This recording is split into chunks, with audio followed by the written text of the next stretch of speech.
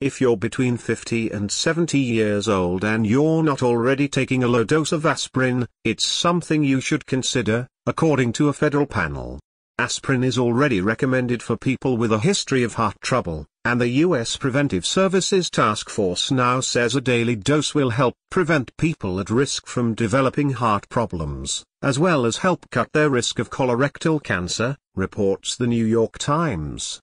The panel defined people at risk as those 50 to 69 with more than a 10% risk of a heart attack in the next 10 years, which can be calculated here.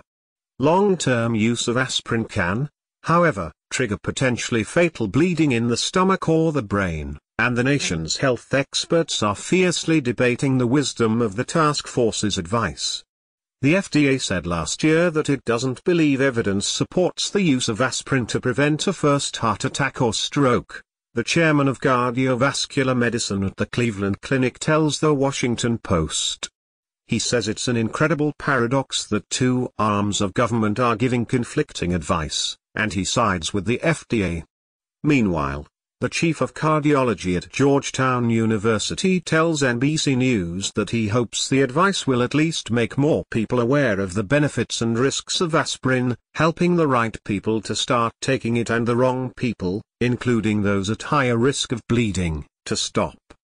British researchers say that despite the risks, aspirin is one of the 3 most important ways to reduce cancer death.